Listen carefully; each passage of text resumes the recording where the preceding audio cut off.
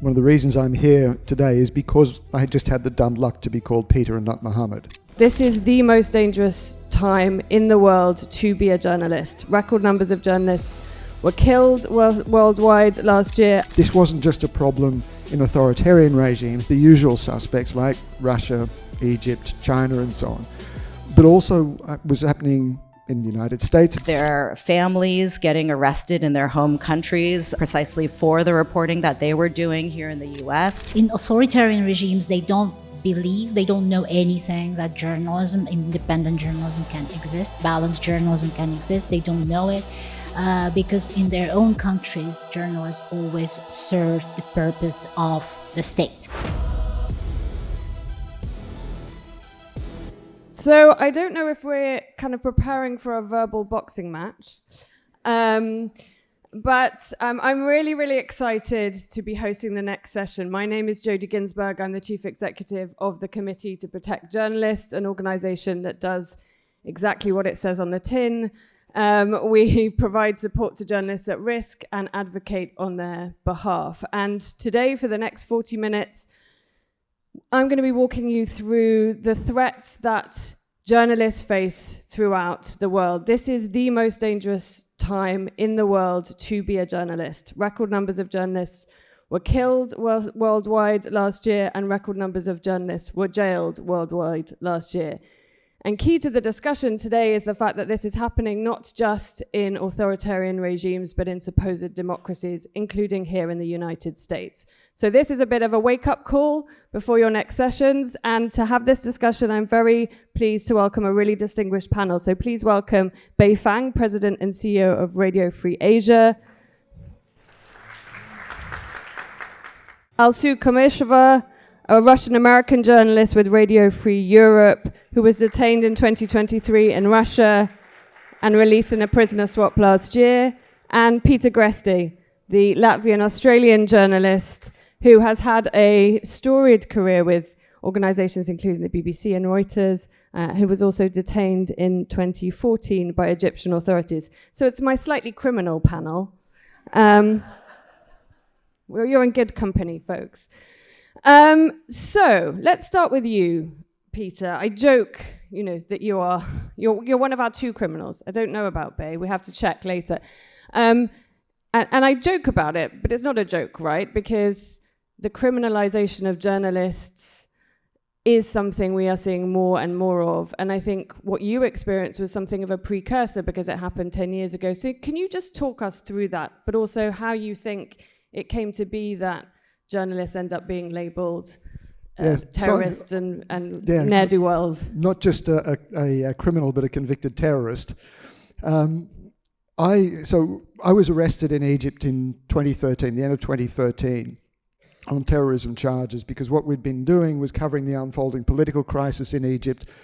And because we were talking to the Muslim Brotherhood, which had just been previously ousted from power after winning the first free elections in Egypt's history, we were accused of advocating terrorist ideology. And I really struggled I wanted to put what had happened to us in our historical context. And I realized that what had happened was that we could trace the sort of genesis of this back to 2001, 9/11, when George W. Bush declared the war on terror. And what that effectively did was create a war over abstract ideas. And in that war of ideas, the place where ideas are transmitted, in other words, the media, becomes a part of the battle space. And so what we saw since 9/11 was the way in which governments had securitized the flow of information and treated hostile journalism as a threat, not just as a threat to national security. And that's what happened to us in Egypt.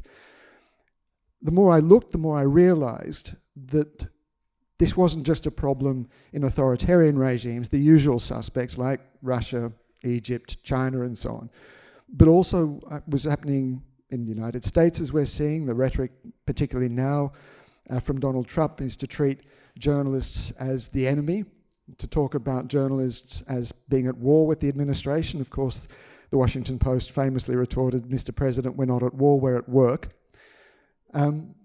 but also, even in Australia, we're seeing the same problem: the spread of national security legislation to encroach on legitimate journalism. Can we unpick a couple of things here? Because I think, in your case in particular, right, the fact that you talked to the Muslim Brotherhood was seen as evidence that you were a terrorist. Two things are happening there, right? One is the right of journalists to speak to all sorts of groups of people in order to establish their situation, including groups that might be proscribed. One, right? That's something that journalists do the world over. And the second is the kind of misuse of the idea of national security to silence journalists. Were both things happening in your case, do you think? Yeah, so it was the prescription of the Brotherhood as a terrorist organization that was the first step in that process. The fact that we spoke to them and then published what they told us was the next step. We were very careful not to publish anything that was going to be inciting, nothing that in fact the Brotherhood didn't, there was no calls to violence, there was no threats of death or anything. We were simply, there was an unfolding political process. The Brotherhood, as far as we were concerned, were a part of that process. They'd clearly formed one of the most potent political forces in the country at the time.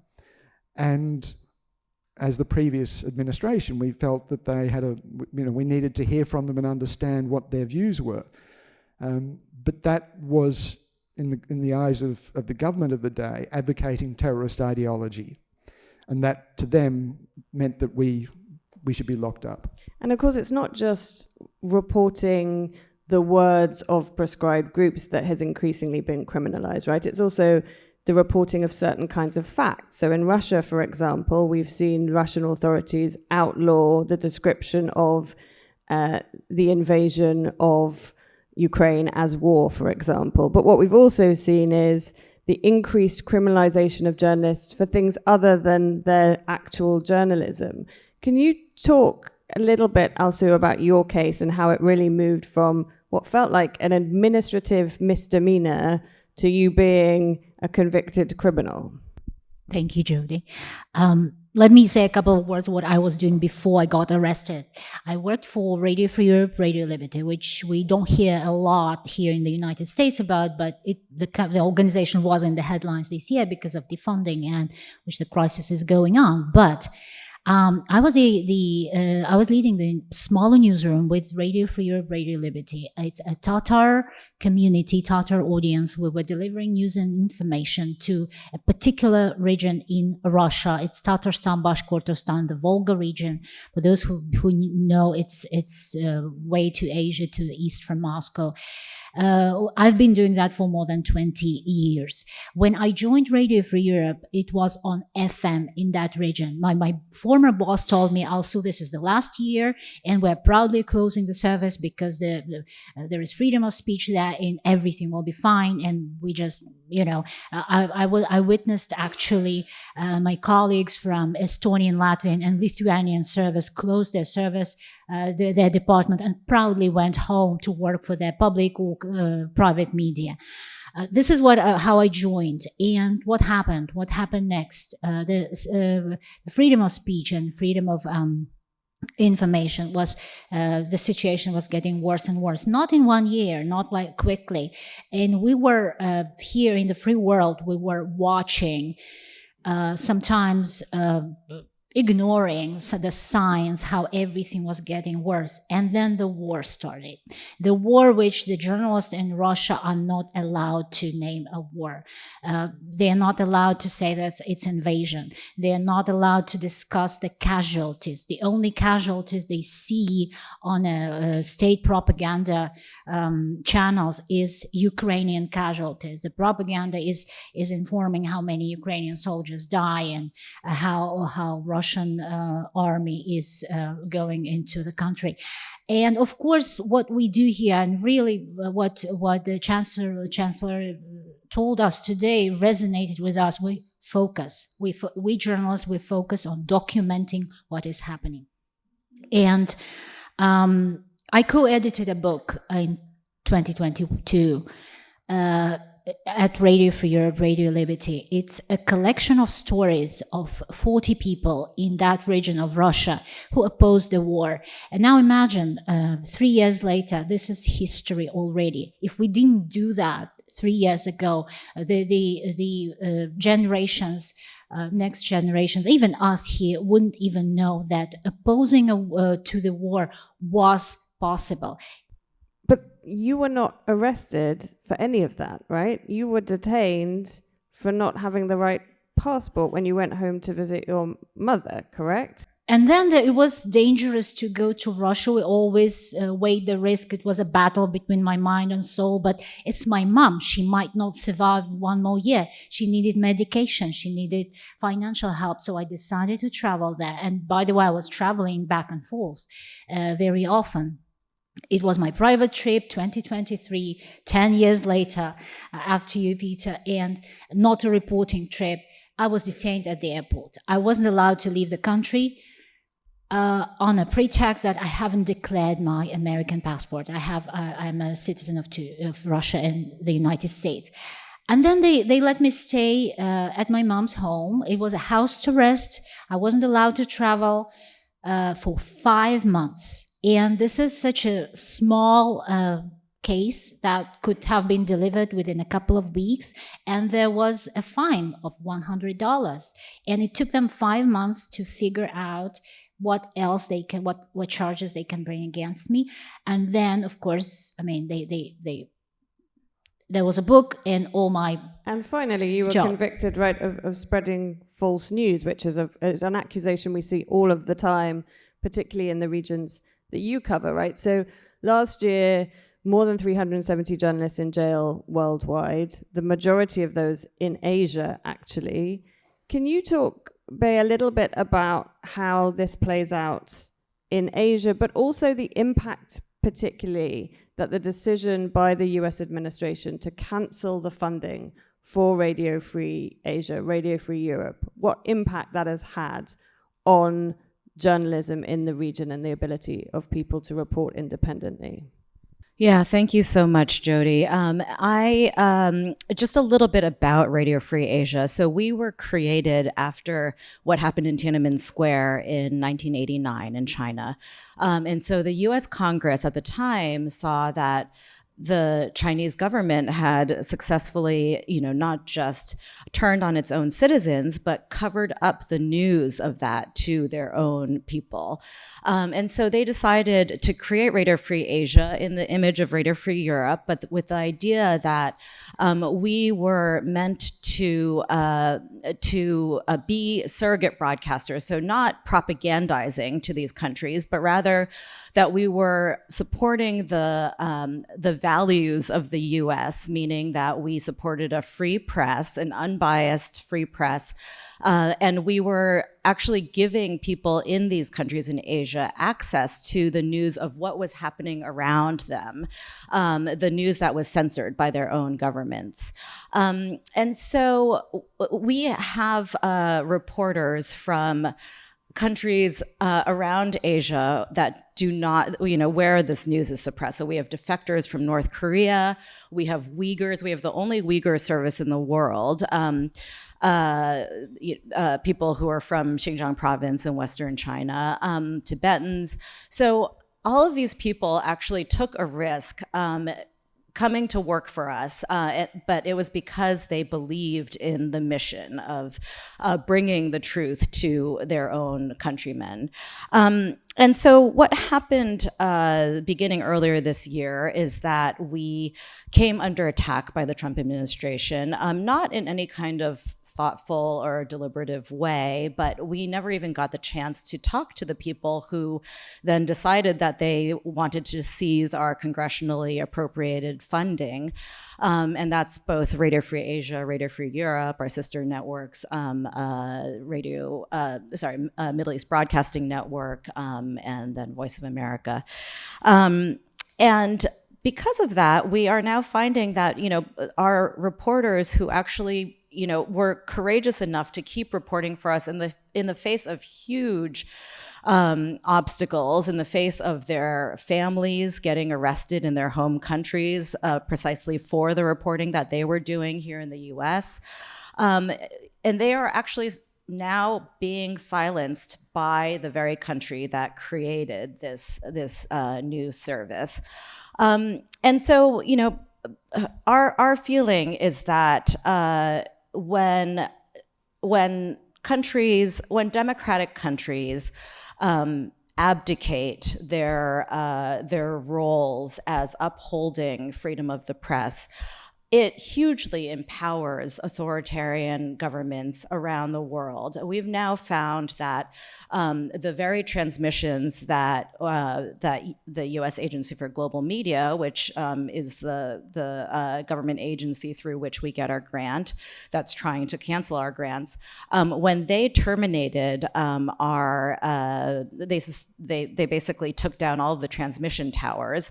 China snapped them up. They're now broadcasting on 30 new transmissions, many of which we were broadcasting on. And it's because they want to spread their own version of what is happening, not just in China, but around the world. We're also finding that Vietnam, for example, where we had contributors, these contributors are now being harassed in a way that wasn't happening before earlier this year, and it's because they feel like they are, the government feels like they're empowered to do this because they won't come across any obstacles in their way. And I think that point that you raise about the vacuum that's created into which authoritarian regimes insert themselves really hasn't had a lot of coverage. I mean, we know that both RT and Russia and China have both very quickly moved into those spaces vacated by Voice of America, Radio Free Europe, Radio Free Asia. Radio Australia as well. It's happened. The same has happened. Australia shut down the shortwave broadcasting into a lot of corners of Asia, and the Chinese have stepped in, snapped up those frequencies. And the Australian government argued that it was a financial problem, that it wasn't worth it for the small number of people that access those frequencies through shortwave, except that strategically it's absolutely vital that those communities had access to good information. And that's now been, as you said, vacated and occupied by authoritarians. But as I said in the beginning, I think one of the mistakes that we make is to think that this is a problem that's far away, right? That it's only in authoritarian regimes, it's only in the Russias, and China's of this world. And that's not what we are seeing, right? What we are seeing is a dramatic decline in free expression worldwide. The leading indicator of that is attacks on the press. Can you talk a little bit, Peter, about how these sorts of, if you like, authoritarian playbooks are now showing up across the world, including in places like the United States? Yeah, look, as I said, I think the rhetoric around security has infected a lot of the conversation. The war on terror, of course, implies that if you're fighting a war, then the appropriate tools are national security tools, the army and so on. Increasingly, I mean, Maria Ressa talks about lawfare. And this goes back to what you were talking about, both of you, in fact, the way in which the government has used administrative regulations and rules to come after and to close down journalism that challenges. Here, of course, and this is something that I know we're talking to an audience that well understands these issues here in the United States, the way in which administrative regulation, the way in which the newsrooms, news organizations have been threatened to have their licenses withdrawn if they dare to challenge the government. All of these issues are affecting the entire world. One of the things that I noticed when I was thinking about what happened to us in Egypt was the way in which the rhetoric that the United States used around national security was immediately picked up and reflected in other smaller regimes all over the world to justify the kinds of actions that they were taking. And so what we see is the way in which this rhetoric around the press tends to come back and tends to circulate and become a self-justification for these kinds of assaults on the media. It's a huge problem, partly because it's very difficult to push back on because the media consumption is becoming so fragmented, and our consumers don't always feel In fact, when they open up their phones, if anything, most people feel as though there's too much media freedom. You're faced with a fire hose of information rather than too little. Those of us who work in this space understand the impact that it has on what we can do and on our ability to interrogate governments, to interrogate ideas and create a kind of consensus, or at least the basis for public debate. When we lose that, we lose our own ability then to push back as a community as well. But it's interesting, isn't it? At the same time, you've got this fragmentation, but you've also got an attempt to lump all the press into the same category and say all the media is bad. And what happens is people then tend to really start to mistrust the particular media that they don't like. And you absolutely see that in the language used by those at the top, right? So we've seen that in Trump with enemies of the people. We saw it with Duterte in the Philippines, where Maria Ressa is from, calling the press prostitutes. I want to ask you, Bei, how that sort of language and that smearing of journalists impacts their safety and their ability to report freely, from your experience. Yeah, absolutely. I mean, we were known as sort of the last man standing in terms of independent news organizations reporting from Hong Kong. We eventually closed that office last April because we saw that after the national security law was passed, that our reporters were about to come under attack, and so we closed the bureau for their safety. But absolutely, as things like the national security law in China and Hong Kong and elsewhere around the world, as you know, these are all part of this authoritarian playbook. As they start using that kind of rhetoric and saying that journalists are, they are traitors to their own country, and words like that, that absolutely affects their safety. Peter and I actually were talking yesterday about, how we were, we realized that we went into Afghanistan after 9/11, October 2001, probably on the same raft across from Dushanbe to Tajikistan into northern Afghanistan.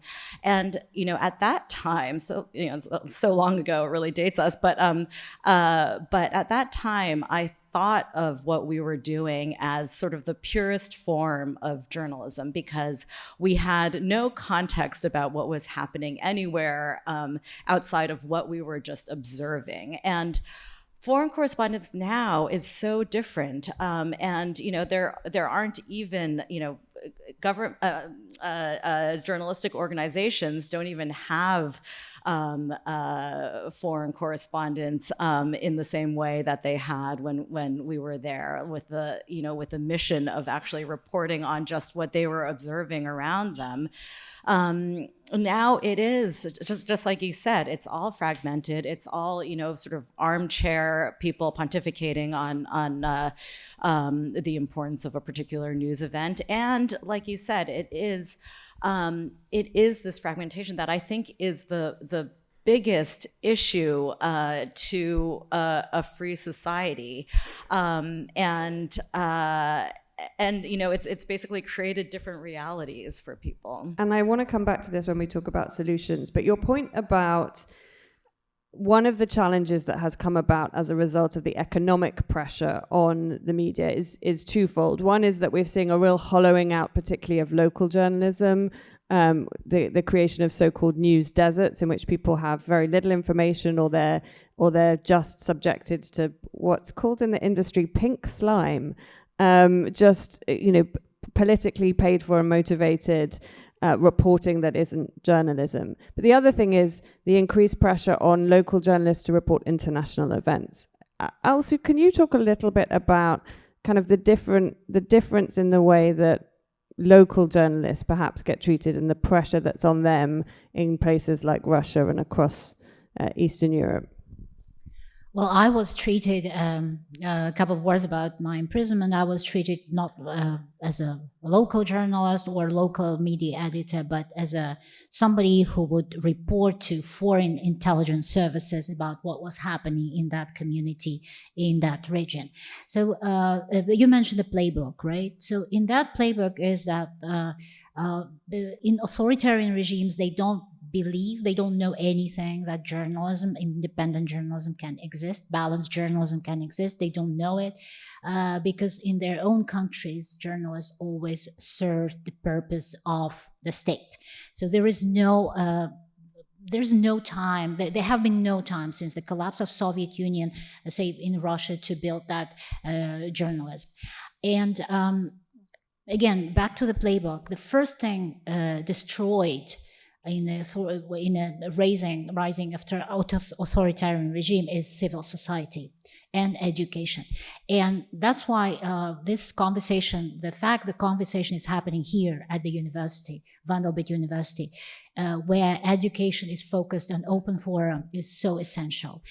Talking what is happening now, it's happening now. But if we don't want that to happen in 10 years, in 5 years, we should talk now and work with young generation now. I'll go back to your question, but something I really want to share with you.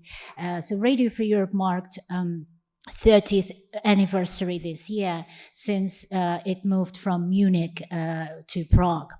And we launched an essay competition among high schoolers in the Czech Republic. And the Czech Republic is a young democracy. They've been enjoying a democratic life since 1989. And every family, almost every family, has an older family member who was fired because of their views or opinion, who had to leave the country. And so the most impressive essays we got were from those students who had those family members who shared personal stories. That's very important. The second important part of those essays were young people. They were so not afraid to ask us to guide them through this noise of information. They really openly, honestly asked media people, media experts and journalists to say what's true, what's not. And they would ask guidance to how to, work with technology. That one was very sobering. We're waking up, and we stepped in with more educational programs. And I was so proud to take part at some educational programs this summer. And at Radio Free Europe, we have a program for Afghan girls who were deprived of education, and it's very popular. In my own department, we launched a Tatar language program, and we see as education as resilience, and that's very important to teach in our children. But for local journals, what our outlets are doing, really, we are reporting local news for local audiences. So it's fascinating how audiences turn to Radio Free Europe, Radio Liberty, where something happens in their town, because we immediately see that it's jump in the reach, and when something is happening, because either it's not reported on their local state channels or they don't trust it. This is immediately how we see. And of course, since Radio Free Europe was designated undesirable when I was imprisoned at that time last year, nobody's working with us openly, and not even openly. I think it's a danger. And actually, last week there were 2 more people arrested for collaboration with a foreign organization.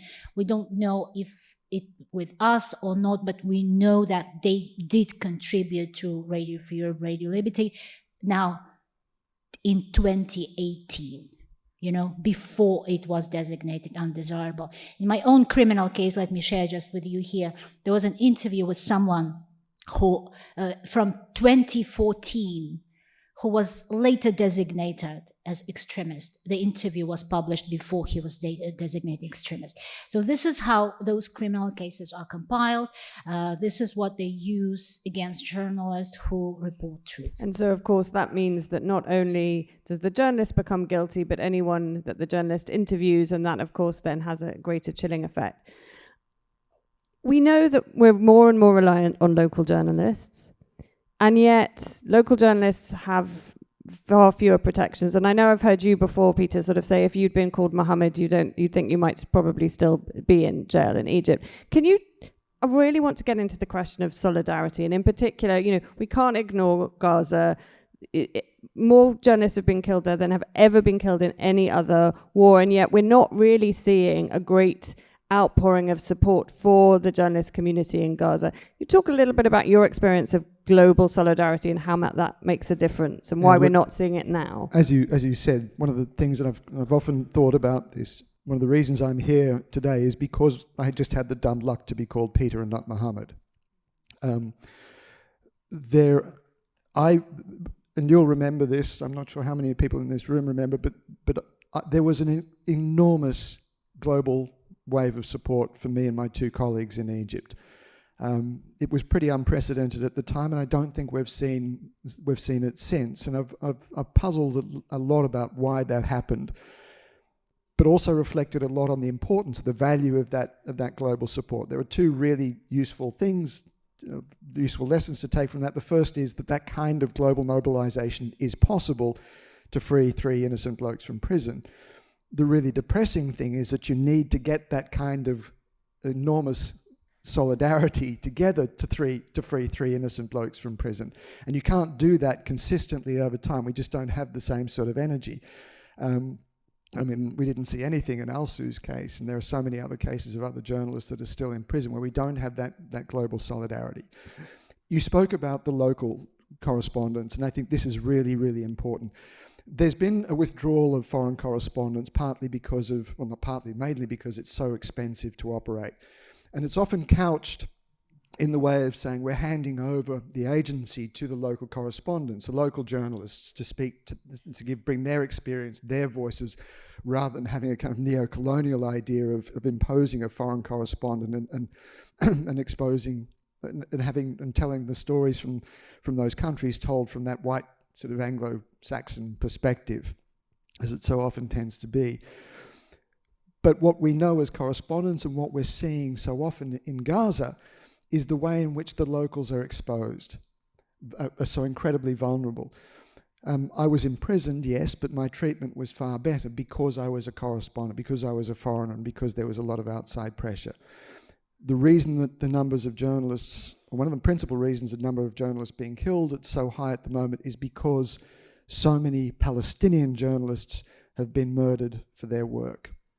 And there is so little, there's obviously been some backlash, there's been increasing calls for foreign correspondents to be allowed into Gaza, but we're not seeing the kind of outrage that I think we should be seeing, we need to be seeing. And that is because the industry has become so fragmented. You can get news and information from Gaza. You don't need journalists, much less foreign correspondents, to get information. But we also know that information is going to be compromised. It isn't the kind of quality authoritative information that you need from well-trained journalists who are doing their jobs.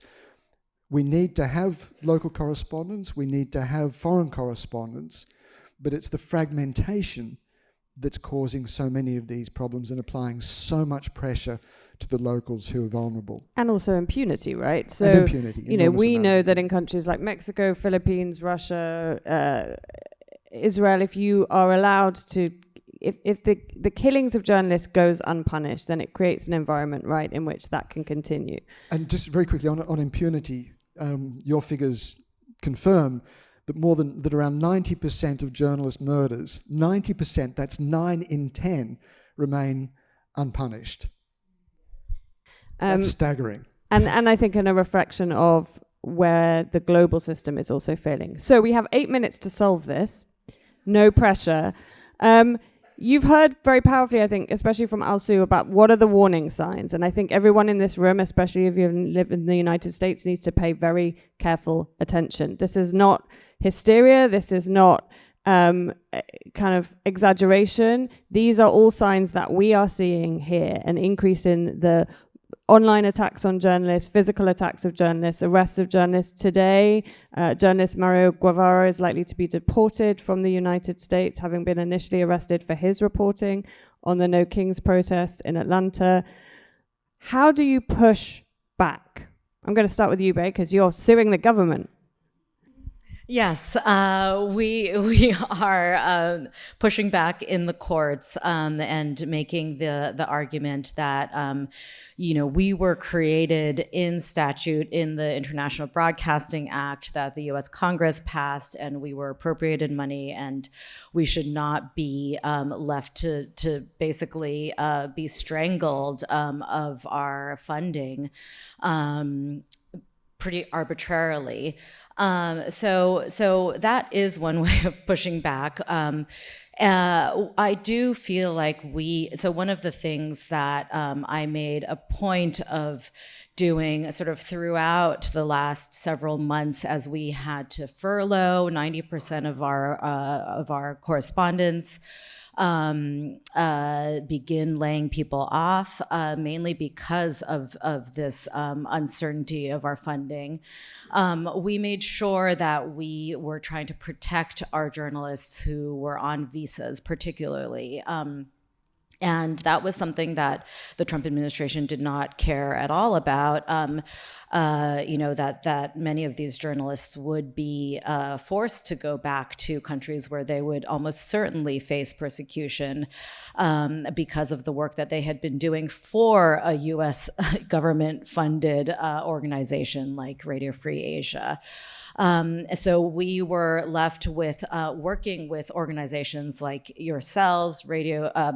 Reporters Without Borders was hugely helpful. We basically were doing things like just finding fellowships for these journalists so that they would not be left unemployed and forced to go back. Funding, helping find pots of money to help them get lawyers.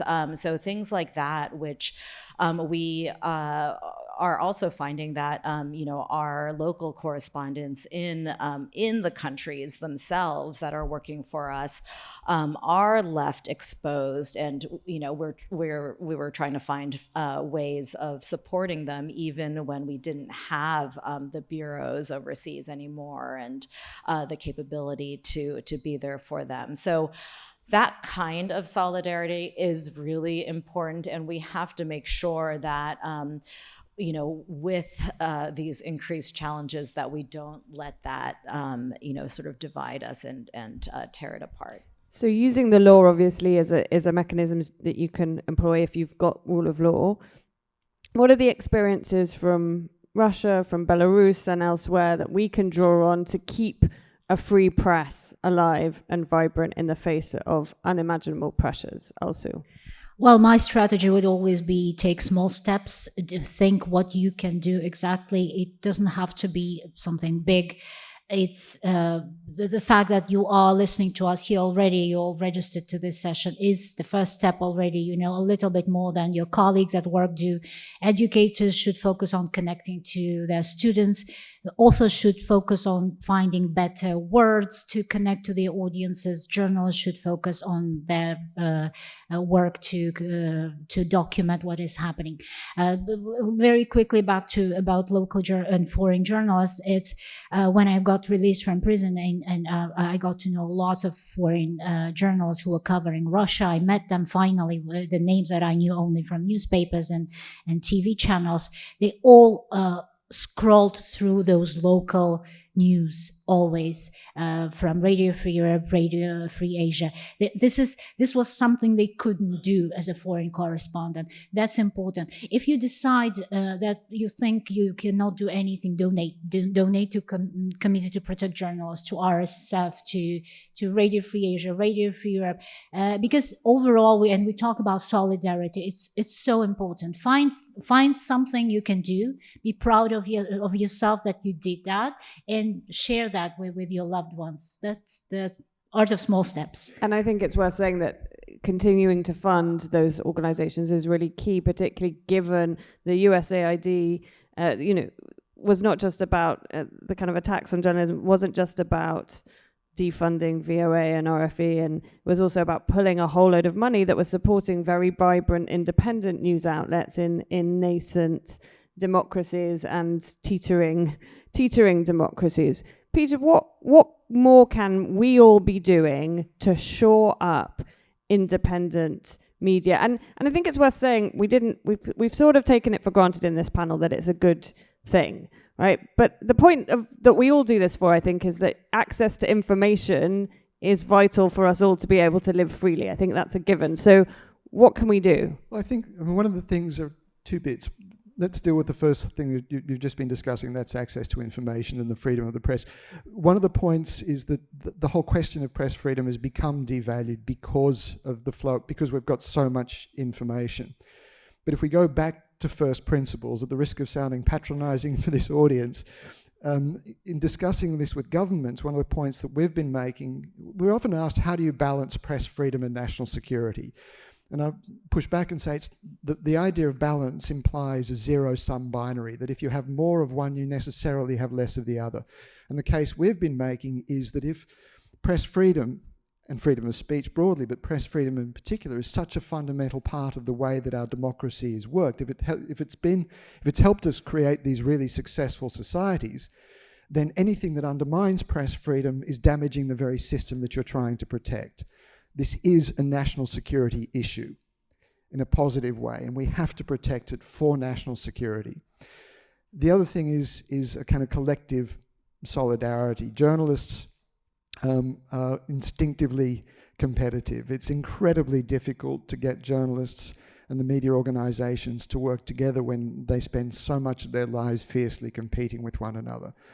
But I think we do have an obligation to be better organized, to create a common voice that underscores the reason for press freedom. And again, let's go back to first principles. That we need, the reason we identify press freedom as a subset of freedom of speech is because we recognize not just the fact that you have to protect individuals, but because we need a common core of information that's produced with ethics and standards that we can at least have form the basis for public debate. We are losing that, and we have to emphasize as a community, as a group of professionals, but also as a broader community, the fundamental importance of that kind of core of information to help underpin good, sound public debate. I think that is a great rallying cry to end on. I want to thank my panelists for a great discussion and to thank you all for listening, and I look forward to the rest of the discussions over the weekend. Thank you.